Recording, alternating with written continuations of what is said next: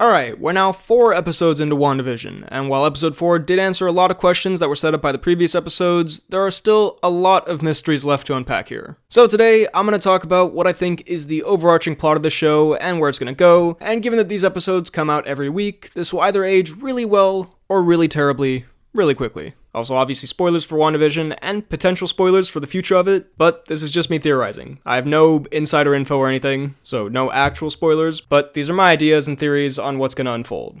So, here's my theory in sort of chronological order. Endgame happens, everyone comes back, Wanda's sad that Vision's dead, enters some kind of mystical villain, the identity of which we'll get to later. He capitalizes on Wanda's sadness and exploits it, making the pretty stable Wanda we saw at the end of Endgame much more volatile, showing her a way to have the life that she's always wanted, and desperately wants more than ever now that Vision's gone. To live a peaceful, fun, happy family life with goofy sitcom problems and no actual real worries. I think maybe Wanda was looking for some way to bring Vision back, maybe with technology or magic or something, and this villainous force, alright, it's Mephisto, I think it's Mephisto, we'll get more to it later, pushed her to do it in this kind of way. That villainous force is also what censors the broadcast that Sword and the FBI sees to keep what's going on more mysterious. So what I think Wanda, after being manipulated or influenced by this villain, has done is put this energy shield around this town, take several people essentially captive to fulfill this sitcom fantasy for her, and although this is pretty dark, I think she's reanimated Vision's corpse with her powers, or with a bit of help from that villain,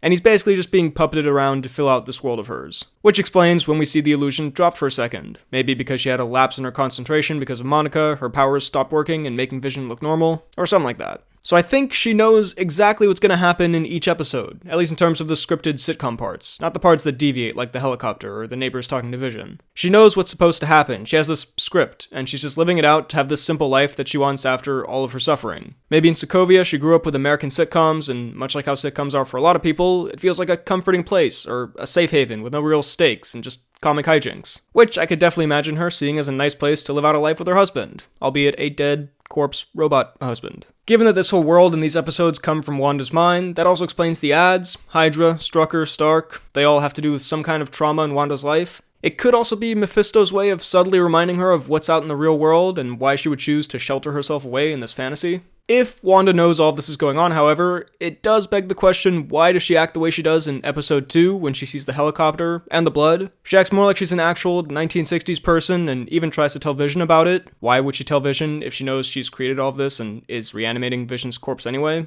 However, later in that same episode, she shows a pretty clear awareness of something weird going on, and that she has control over what happens, and that happens in the subsequent episodes as well. So I think maybe those moments can be chalked up to she's become so involved in her own reality that she sometimes forgets a bit that it isn't real, at least in terms of her trying to tell Vision. She sometimes might just lapse into feeling that he's actually alive and actually her husband because of how real he seems, and her shocked reaction to the other stuff could also just be her being very weirded out that something has come into what she thought was her private world. In terms of the people in the town, I think they might be trapped in there and have to kind of play along with Wanda's reality. So their appearance and clothes and all that change by magic, like we saw with the beekeeper, but I think the people themselves, like we saw with Monica, know that they're in some kind of fake reality and just don't want to piss off Wanda and so play along. Which explains in episode 1 when the boss starts choking and his wife just keeps telling him to stop it, as if it's ruining the script or the illusion of the moment and they could be in trouble if they don't get back to normal. There are theories about Agnes and Dottie being various characters from the comics, Agnes being a witch herself. I can see something like that happening with these two characters, especially with the line about Dottie being the key to the whole town. Could be a subtle hint to maybe she can get Wanda out of this.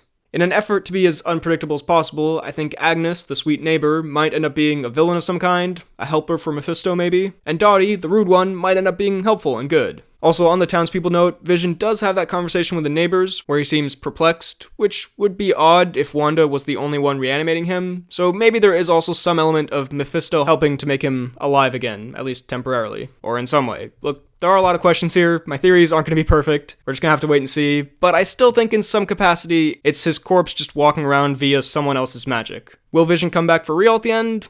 I kinda doubt it. We'll get to that in a sec. Basically, on the Mephisto part of this, there are lots of hints towards a devil-like villain, the sixes missing from some clocks, the line about that's not the only place the devil is. Some people have speculated that Agnes's husband, who we don't see, could be that character, which would work for my theory that she's going to be a villain in some way. So yeah, I think it'll be revealed that he's struck some sort of evil bargain with Wanda. I'll give you this perfect sitcom life and help you reanimate Vision, but at some cost. The cost could be that she's keeping all these townspeople against their will, which would be pretty messed up, or his goal could just be to get an Avenger out of the way so he can do even more evil stuff, or it could be something we haven't seen yet. But yeah, That's why she gets so upset when people from the outside come in. She now has this sitcom, fun world with the love of her life, and although it would be the right thing to let S.W.O.R.D. help her come back, she doesn't want that, and that's why she's fighting back. And by the end, I think she'll have to make a noble sacrifice, like giving up this life with Vision, in order to save the day. I also think Mephisto, or whoever this villainous force is, could be the overarching villain for Phase 4. He could be the one that leads to this messing with timelines and dimensions that causes Doctor Strange 2 and Spider-Man 3 and all these crazy alternate dimension things that are coming to happen.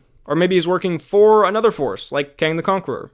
Who knows? But I think the way this will tie into Doctor Strange 2, as they've said it will be Wanda after this going to Doctor Strange and being like, hey, there's this guy who does some messed up stuff, he's like a devil dude, I think you should go after him, and or both of us should go after him. So, yeah, that's my theory on what the hell is going on in WandaVision. I can pretty much guarantee at least some of this is wrong, potentially most of it, but that's what's really fun about speculating on this kind of mysterious show. You don't know exactly what's going to happen, so even if this ages really poorly, immediately, oh well. I'm just excited to see how this plays out. And yeah, so far, I'm loving the show.